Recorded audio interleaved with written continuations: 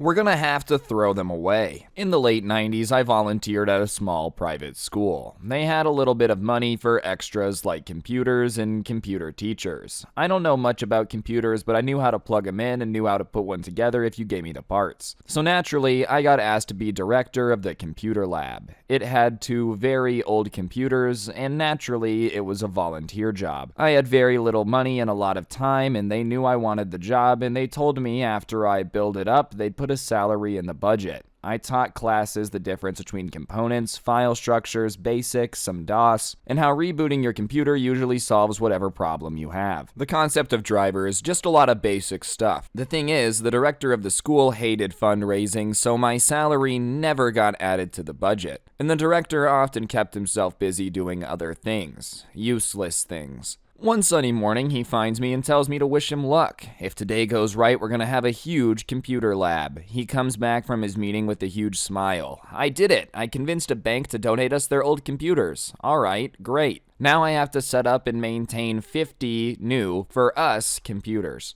I can't wait, yay. The computers got delivered next week and they were all terminals, which are bank computers. I had no idea how to get them up and running because they didn't have hard drives or operating systems. The keyboard and mouse ports were different and they were not standard, and I think somehow they connected to a server which did not get donated. Their monitors did not have any graphics, only text, and they were useless to us. We needed something to run America Online, Encarta, SimCity, you know, educational stuff. I had no idea how to get these to work. I tried asking the director, telling him that the 50 computers were useless, and he got super annoyed. I'm sure they can be helpful in some way. They must be worth something. Figure it out, because if you can't, we're gonna have to throw them away. He thought he was threatening me. He did not think I'd throw out 50 computers. After all, he worked hard to get them. I didn't hesitate at all. My next class, I had screwdrivers for everyone, and we disassembled everything. If it had a screw, we unscrewed it, and the class figured out what each piece was, and then the class actively took the pieces to the dumpster, and by the end of the next day, there was nothing left. And the next day, a director asked me where the computers were, and I said, oh, you were right, they were useful. The students took them apart, learned about the different components, and threw them out like you said we should. His face turned all sorts of colors, and he stormed out. What I didn't tell him is I saved the RAM from the garbage. I mean, after all, it was in the garbage, right? And sold them on the online classifieds for $20 a piece. And there were 2 in each computer, so I got $2,000. So I guess they were useful after all. I just love this idea of this director in the bank. He's like, listen, if you guys give me these computers, you're gonna change the kids' lives. And the guy's like, listen, these computers don't do anything. They're bank terminals. And he's like, yeah, whatever, mumbo jumbo technology. I have a guy that can make it work. The bank guy's like, I mean, listen, dude, you're asking me to give them to a school. It's gonna be a tax write-off for us, but I'm just letting you know they're gonna be useless. And he's like, yeah, whatever. Give me the computers. Gimme. At least you got $2,000 out of it, you know, 2,000 reasons to have dealt with all this crap in the first place. I'm getting quiet now. Lay low when you're rich, so I'm piping down. Make an house, take the bread. Alright, what's going on, guys? It's your boy Scrub here, back again with another video. Hope you guys are having a great day. I know I am, and today we're going to be taking a look at the MaliciousCompliance subreddit. It's one of my favorites to look at and go over, so I figured you guys would enjoy it. So, yeah, before we get any further, press the like button. Otherwise, no joke, no scam. You're actually going to get into a fight with Dwayne "The Rock" Johnson, and trust me, he can beat us all up. And without further ado, let's get into it. Sure, the longest a customer will have to wait is 15 seconds. So I worked in a fairly large store that wasn't busy until 3 p.m. and only had 2 or 3 employees on the floor in the morning. We were getting complaints from customers that they'd have to wait a minute or 2 at the register before getting checked out because we were always filling stock in the aisles and weren't allowed to stay at the register. Management decided that the longest any customer should have to wait was 15 seconds before starting to check out. As I always do, and given a task that contradict each other, I asked, hey, what's the priority, getting stock out or ensuring the checkout happens without 15 seconds? And they confirmed that it was customer service that was top priority. Perfect. I had my cart of stock and was in charge of the register. It was about 7 seconds of walking time away from where I could view the register, so I walked for 7 seconds, checked, and walked back 7 seconds, which left me with a single second to do stock. Normally, you can get a cart of stock out in 30 minutes, but my cart was full after about 4 hours, and management came by and saw me walking back and forth, barely doing any work, and I reminded her that what I was doing was top priority, and since I wasn't allowed to stay at the register, I was accomplishing both my tasks in the best way possible. The next day, the 15-second rule had been abolished. Bro, of course, it's a manager that doesn't actually do the job that they're explaining, telling you how easy it should be. 15 seconds is an insanely short time if there's only like 2 employees that are also stocking the rest of the store. If anything, you need to get like a button that customers can press to let them know that they're waiting there. But yeah, otherwise you're just gonna have these dudes sprinting back and forth to the cash register in their cart every 10 seconds to double check. Next thing you know, the shelves are gonna be empty, people are gonna start rioting and knocking over the carts full of product and just grabbing Cheez-Its and making it for the door. You don't want that. Just get a cashier. I mean, honestly, I just feel like that's one of the jobs you kind of have to have if you have a grocery store. I didn't go above and beyond? Okay, I'll delete everything I did above and beyond. The original owner of the business I worked for was amazing. I'll call him Larry. He cared about every employee and realized how much we helped the company with our respective positions. And he even let me go negative on my sick time once when I was hospitalized for a week following a double pulmonary embolism, with the agreement I would work the time back, and I did. Just painting a picture of how wonderful Larry was as our boss. Larry finally retired after 45 years of running the business and sold it to his son, who I'll call Eric. Most people know how bad of an idea that is, but Larry thought his son can handle it, and he couldn't at first, but that's another story. Eric thought I wasn't doing enough work during working hours, but what he failed to realize was that since I worked there for 6 years and got familiar with the work, I was really efficient at the job. So much so, I had collected more responsibilities each year, and Larry was one of the main people pushing for me to take on more each year with immediate raises every time something was added. Eric didn't have the same mentality. Eric fired me for being too inactive for too long during the day, and another reason which isn't too important here. So I was really active for my last 3 days with deleting everything I created for the company. It was all above and beyond work, so since I didn't ever go above and beyond, they didn't deserve to keep it. Signs for products, pictures gathered for advertising, vendor contact information, a program I designed to keep organized and on time for invoices, and a manual I typed on how to do my job. They had an old version of my job instructions, but by that time they were practically obsolete, especially with all my extra duties collected over the years. Usually I'm on board with this, but I feel like there might be something missing here, bro. I feel like if there's another reason you got fired, but it's just not that important, it might be important. Because it seems like he's like, hey, you're not doing a lot. You're like, yeah, I'm really efficient. I don't have to do a whole lot, which I'm sure wouldn't be nice to watch if you're the boss, right? And then your response to him being like, it's just not working out, is to delete all the work that you'd ever done from them. I mean, if it's done outside work hours, I guess it's cool, but I don't know, dude. Like, if you were in charge of making ads and then just went and deleted all the ads, like, they did pay you for that work. I don't know, usually these smack, but this one's got me like, I don't know. And I'm sure Eric sucks. I'm not saying the boss doesn't suck. I'm just saying, you don't want to go reverse all the work Larry did over here. I, Uno, reversed a malicious compliance. This happened a few years ago when I used to work at an office as a front desk one summer during college. A video I saw today reminded me of the incident, and one day this lady came in to pay a fine. She was rude and angry about it, and I don't know the particulars, but all I did was work the front desk. She decided to try to be a little bit malicious with her compliance. Her fine was $250, and she said she'd be paying in quarters. I knew I had to comply since we're supposed to accept any legal tender. I took the bags from her, but realized that she had unrolled every single roll of quarters and said that since we want to waste her time with a stupid fine, she'll waste ours. I tried to explain and beg her not to do this to me since I had nothing to do with it, but she didn't care and said we're all evil, and she smirked and said, one band, one sound, and I realized there was no reasoning with her.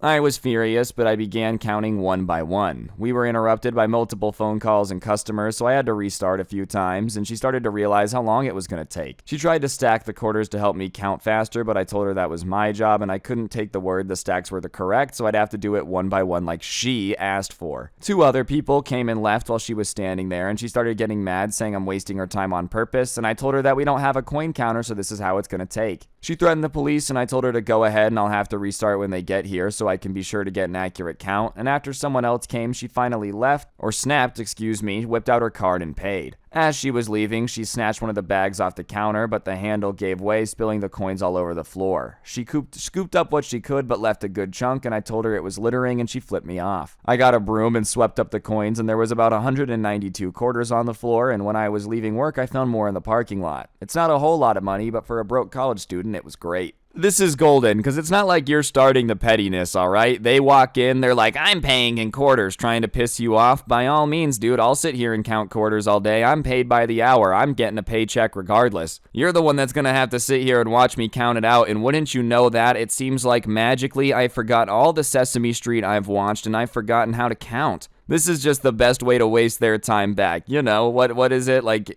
Speak softly and carry a big stick. You know, you're never going to start the battle, but if they're going to make you have a petty off, then you're going to have to win it. If you bill by the hour, then I want the full hour. Years ago, I worked in the head office of a national corporation. Although we were all salaried employees, everyone had to keep a timesheet, and we had to account for everything we worked on so our department could bill the appropriate team or group for our time. This was a company-wide requirement, so it wasn't just a case of our leaders micromanaging, and the least time you could log was a 15-minute increment. Every minute of every day couldn't be billed to other departments, so we had a code that was billed to our own team's budget. This was used for general tasks not specifically attached to any ongoing projects like checking emails, status meeting with your manager, training and development, and even filling in the timesheet. Management emphasized that we should use our team code as little as possible, and I later learned that the less time billed to our team's code meant a bigger pool of bonus money for our whole team at the end of the year. One of our internal services that billed regularly our team's code was IT. Anytime we needed computer support, they'd send an agent who would troubleshoot and fix the problem, and when the work was done, they'd get us to sign a work order so they could bill us. No big deal. After about a year of joining the company, the IT department changed their billing protocols. While every other group in the company would bill you 15-minute increments,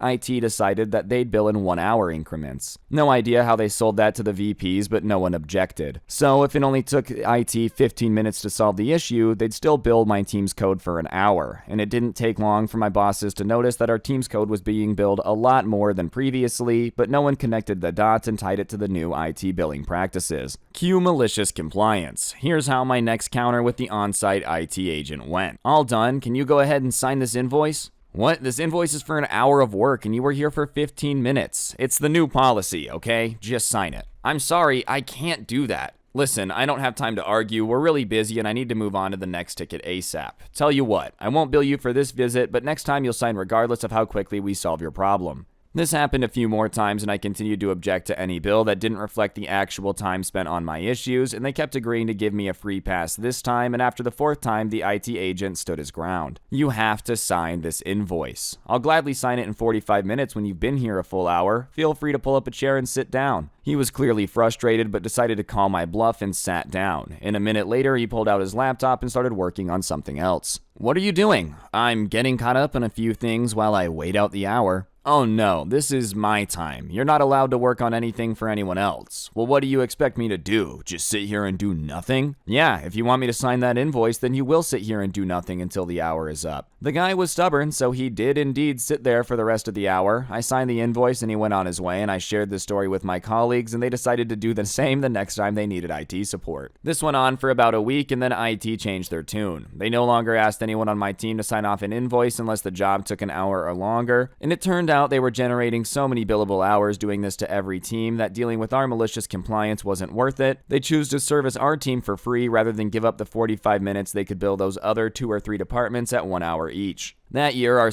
team saw nice bonuses when we had a massive surplus of funds in the team's budget, and I heard the IT team made out like bandits on their bonuses, while many other teams saw little to nothing. The next year, the whole internal billing system was overhauled, and we didn't have to account for our time anymore, and IT stopped issuing anyone invoices. All billing was managed at a more senior level. There was literally no way that was gonna end well, bro. Of course, IT was gonna figure out a way to, get more hours juiced out of it and get a fat bonus. Are you kidding me? anyone who notices that that bonus system is super easy to manipulate is gonna do it. I'm not saying it's the right thing to do, but like, this isn't the CEO doing it, it's just the IT guys. If you're an employee and you find out that you can find a way to double your salary, you'd probably do it too. I'm at least glad that they stuck up for their team. You know, the rest of the teams haven't figured it out yet. I guess it's gone now. But you know, your team was like probably the most annoying people for IT in a good way. They just won't let us scam them. What the heck, man? They should just let us take their money. Non-flexible break time? I mean, if you insist. I posted recently about the hot pink duct tape shoe saga, and I thought of another dirtier and less fabulous debacle that I should share here. This particular issue predates my election as union president, but most supervisors remain the same. To recap, many years ago I worked for a very large company with a very powerful union. I was serving as a griever, read complaint department, for the union at this time, though it's not a huge part of the tale. I was at that point working in a part of the campus that was exceptionally dirty at all times. Part of my daily task was to walk around looking for the giant piles of carbon dust dumped by machinery and to shovel it into barrels and get rid of it. These piles of carbon were safety concerns because carbon dust is highly flammable, and obviously the goal was to minimize the amount of loose carbon dust floating around, so I needed to get rid of it as soon as I was aware of it. Not an easy job, but I was super into fitness at the time and kind of enjoyed the physical part of it. Now, given the environment, when I was on shoveling patrol, I'd be in full head-to-toe PPE, so Tyvek gloves, respirator, safety glasses, a pain in the butt to put on and take off, but in general, once I started a job, I'd finish it quickly and remove it after 15 minutes just to get fully suited up and go back out later. So this fateful day, I was cleaning up a particularly large, obnoxious pile of carbon, and my watch buzzing alerted me that it was break time, but I figured I had 20 minutes left of work, and it would be a huge waste to strip down and suit up for another 20 minutes. Naturally, I opted to finish the task, and about 30 minutes later, I was done, out of my gear, and washed up to sit down for a 15-minute break in the air-conditioned room.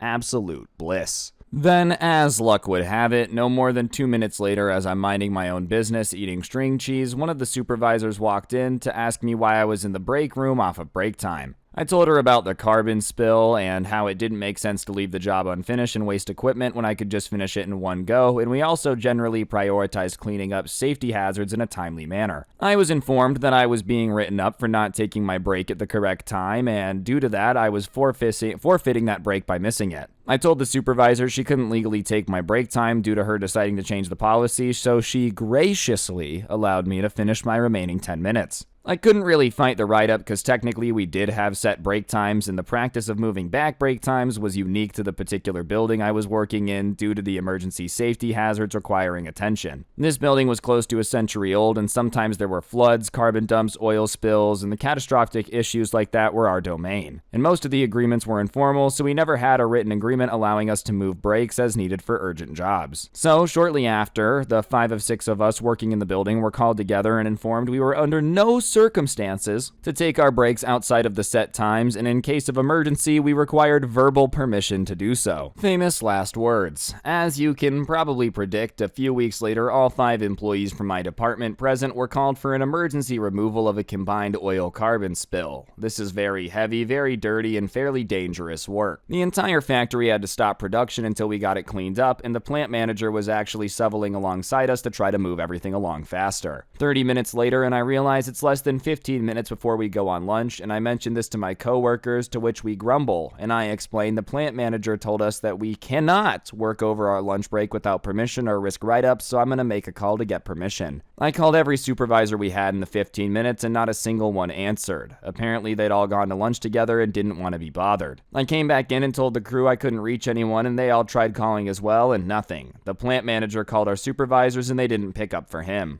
So we apologized to the plant manager and we went on lunch, leaving the plant down for an additional 30 minutes. By the time we'd come back from lunch, we'd still be unable to reach any of the members of supervision. We finished the job, cleaned up, and went back to our usual tasks as production started up. Apparently, the plant manager did eventually get hold of the supervision team because they showed up furious at us for going up on our lunch, until I reminded them they'd already written me up for moving a break without consent previously, and apparently the plant manager and head of manufacturing tore into them for not answering any calls for over an hour and causing production to halt. They quickly decided they would no longer be enforcing that rule and gave us discretion on when and how it is best for us to take our breaks. Not quite as fabulous as hot pink duct tape, but it was damn enjoyable. I can understand wanting people to take breaks at very specific time, if their job is like a cashier or something, you need to make sure there's a certain amount of cashiers out front, so if they're constantly changing their breaks, that would get annoying. But I don't really understand how it's a bad thing that they're willing to postpone their break when they're picking up spills that could potentially be flammable and burn down the entire factory. I would be a little bit okay with any of my workers taking a little bit extra time to start their break if it meant that they were doing their job and keeping everything safe. Isn't that their whole purpose? I just feel bad for the manager that had to spend the 30 minutes they were on lunch break alone cleaning that all up. But hey, bro, it's not their fault their bosses suck. Forced clocking in leads to malicious compliance. I started at a company and they didn't have clocking in machines. People would show up quite regularly a couple minutes late, not through reckless abandon, but because of traffic in the area being unpredictable. Plus, the car park was really far away and it'd take time depending on where you parked to get to the office. Everyone was okay with this because they could also happily work considerably more than the 3 minutes they were late by working while eating lunch or staying after 5 or a combination. Anyways, the HR guy decided that he had to do something to prove and that he was worth it and got a clocking in machine. He would then issue warnings on escalating procedure from verbal to written to worse. When people started to realize this was the case, they just started fully working to the rule. 8:30 a.m. clock in, exact 45 minutes for lunch, and always away from the desk, and at 5 p.m., you betcha there's a full rush to clock out, and there would literally be a queue to clock out at 5. By 5:05 p.m., the place was a ghost town, and the sad act director and HR knobber that implemented the system were the only people left. They must have felt really smug with themselves when they stopped people from being late. They also must have lost an absolute fortune through lost productivity, and a few good people hated it, so they left. What's great is nobody actually sent out a memo like, hey, let's work to the rule. It was just an unconscious thing after the first disciplines. Government should study these people, as it'd be amazing population control if they could bottle it and put it in water. Yeah, man, if you're gonna get mad at people for showing up 3 minutes late, don't expect them to stay for lunch or work late ever,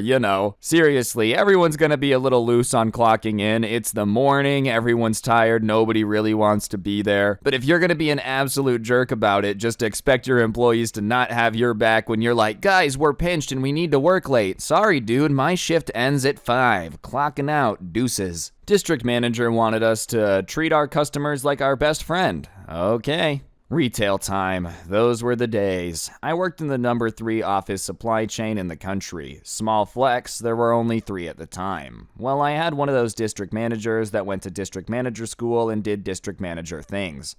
Sending emails with random words in bold, different fonts, colors, and his email read like William Shatner having a stroke. The dude was a company man, over-enthusiastic, and corporate had released a new policy about how we should set the standard for customer interaction and don't just say hi or welcome when a customer walks in, but treat them like you're happy they're there. Express interest in them on a unique level. If they're wearing a sports team hat and you know the team, say, hey, great game last night, right? The general idea was to personalize the experience and just, don't sound like an NPC in a video game saying the same lines over and over. Well, Mr. District Manager, living close to our store, popped in one day of the store meeting where this all was announced and decided to encourage us and lead by example. That's actually pretty cool to do, but he also had a history of throwing tantrums, and we were like the bad news bears of the district, so it was more like treating us like little kids, and it felt condescending more than anything. Mr. District Manager interpreted the new policy to talk to the customer like your best friend. We role-played and he would berate employee after employee to get it right. And role-playing in retail is always awkward. This isn't a theater troupe, they're not trained actors. The majority of the staff is first-time job high school kids and part-time college kids. Our performances were not Hollywood, and he wanted Hollywood. And me? I'm a sarcastic clown who loves to have a little fun, and the guy that practices making ridiculous faces in the mirror so I can try them out later. I love an audience, so don't give me a reason to be ridiculous.